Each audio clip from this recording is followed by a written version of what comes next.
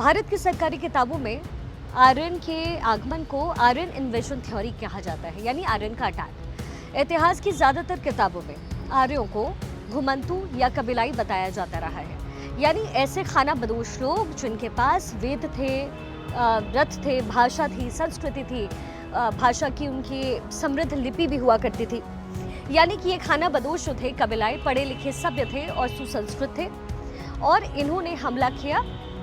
और इसके बाद जो भारत के मूल निवासी थे, जिन्हें अंग्रेजों की तरफ से पेश किया गया कि वो द्रविड़ था, उन्हें खदेड़कर दक्षिण की तरफ भेज दिया। ये दुनिया का सबसे अनोखा एग्जाम्पल है कि जहां खाना बदोश और कबीलाई लोग नगरों में रहने वाले लोगों से ज्यादा सभ्य थे, ज्यादा एक्टिव थे, उनकी भाषा अच्छी थी, उनके पास रहन सहन के तरीके थे। दरअसल ये जो थ्योरी है मैक्स मूलर ने जानबूझ करके गढ़ी थी, या हो सकता है उनकी जानकारी अधूरी रही हो, लेकिन ये सच्चाई है कि भारत में आर्यन इन्वेजन थ्योरी को लागू करने का काम जो है मैक्स मूलर ने किया। लेकिन आज इतिहास की तमाम खोज और तमाम जानकारियों के बाद ये स्पष्ट हो चुका है कि आर्यन इन्वेजन थ्योरी, जिसे भारत में लगातार लेफ्ट और जो वामपंथी इतिहासकारों का एक गैंग रहा, और जो ब्रिटिशर्स खास तौर पर मैक्स मूलर के बाद जो परंपरा शुरू हुई, उसमें लगातार आर्यों को विदेशी आक्रमणकारी बताया गया, जो कि ज़्यादा अच्छी नस्ल के थे, जिनका रंग साफ था। उन्होंने भारत के मूल निवासियों को हरा करके दूर भेज दिया।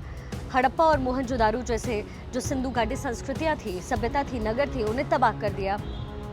ये थ्योरीज लगातार दी जाती रही, लेकिन अब बीते कुछ वर्ष से जिस तरह की जानकारी और जिस तरह के सबूत खुदाई में मिले, ये थ्योरी बिल्कुल गलत साबित हो चुकी है। ये स्पष्ट हो चुका है कि आर्य कहीं बाहर से नहीं आए थे, वो हिंदुस्तान के ही थे, और एक वक्त पर भारत में उस समय एक साथ कई सारी संस्कृतियां पनप रही थी। पहले उत्तर प्रदेश के सुनौली में जो खुदाई हुई, वहां से महाभारत काल के जो अवशेष और प्रतीक मिले, उससे ये स्पष्ट हुआ।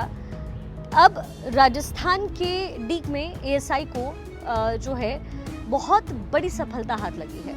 डीग जिले के बैज में वहाँ एएसआई की जब खुदाई हुई तो वहाँ पर कुषाण कालीन जो है महाजनपद कालीन और महाभारत के वक्त के कुछ अवशेष मिले हैं। वहाँ बीते 4 महीनों से खुदाई का काम चल रहा था और अभी भी वहाँ चल रहा है। लेकिन इस दौरान जो सबसे बड़ी खोज हुई है वो हुई है महाभारत काल के स्पष्ट अवशेषों का मिलना, और उसमें भी सबसे महत्वपूर्ण अवशेष हैं, प्रतीक चिन्ह हैं अश्विनी कुमारों के।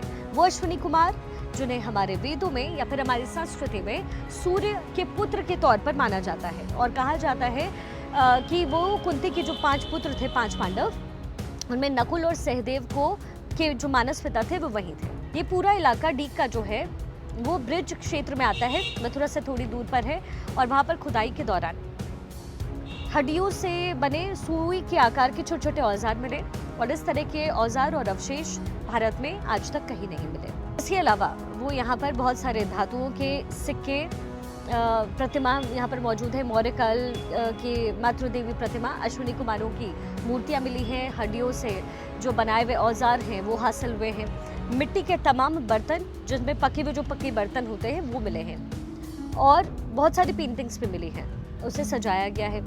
ये तमाम चीज़ें वहाँ पर अवशेष के तौर पर मिली। और इसके अलावा जो सबसे बड़ी यहाँ पर चीज़ मिली, जो है चीज़ें हैं, वो है यज्ञ कुंड। यानी कि उस समय न सिर्फ यज्ञ होते थे, बल्कि वहाँ उन यज्ञों में बढ़ चढ़ करके लोग हिस्सा लेते थे।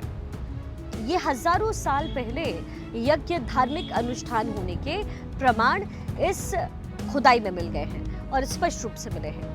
ये महाभारत काल का जिक्र इसलिए क्योंकि अश्विनी कुमारों का नाम महाभारत काल में द्रस्त था और नास्त था। ये 2 अश्विनी कुमार कहे जाते हैं, एक का नाम द्रस्त और एक का नास्त था, और इन्हें वैद राज भी कहा जाता है। और तमाम तरह की जो जड़ी बूटियों से लेकर के जो उसके एक्सपेरिमेंट्स थे वो उनके लिए कहने के लिए जो है फेमस थे, और वो उनके देवता थे। ये सारे जो अवशेष हैं अलग अलग टाइम पीरियड के हैं, लेकिन जो सबसे पुराने अवशेष बताए जा रहे हैं वो महाभारत कालीन के हैं, यानी 2500 साल से, और 3 से 4000 साल पुराने हो सकते हैं, 5000 साल पुराने हो सकते हैं, महाभारत काल के वक्त के हैं। और इससे 2 चीज़ें स्पष्ट पता चलती है। एक तो अश्विनी कुमारों का, जिनका जिक्र वेदों में भी है, उनके बारे में पता चलता है। इसका मतलब ये कि ये वैदिक सभ्यता और वैदिक परंपरा के प्रतीक चिन्ह है। ये वो सभ्यता थी, वेदों में यज्ञों का बहुत महत्व है और वैदिक सभ्यता को यज्ञ प्रधान सभ्यता माना जाता था, धार्मिक अनुष्ठान प्रधान सभ्यता माना जाता था। इसके भी स्पष्ट प्रमाण इस खुदाई में मिले हैं। इसका मतलब ये कि जो सभ्यता है, ये जो समकालीन सभ्यता कह सकते हैं, वो वैदिक सभ्यता थी, जहां पर यज्ञ भी होते थे, जहां पर अश्विनी कुमारों का जिक्र भी है और जहां पर दूसरी पूजा विधियों का भी प्रयोग होता था। तो ये खोज अपने आप में बहुत महत्वपूर्ण है, क्योंकि ये बताती है कि भारत में एक ही वक्त पर अलग अलग तरह की सभ्यताएं थी। आर्य कहीं बाहर से नहीं आए, ये सभ्यताएं भारत में ही पली बढ़ी और उसके साथ में उन्होंने अपना अस्तित्व बनाया।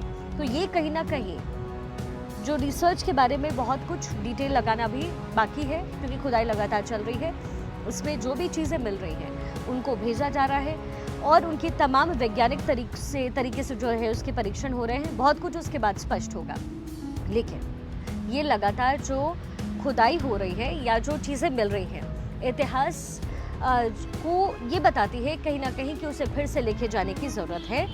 और इतना तो स्पष्ट है कि ये जो आर्यन इन्वेजन थ्योरी जो कि हिंदुस्तान पर लेफ्टिस्ट गैंग द्वारा थोपी गई है, वो गलत साबित हो रही है लगातार।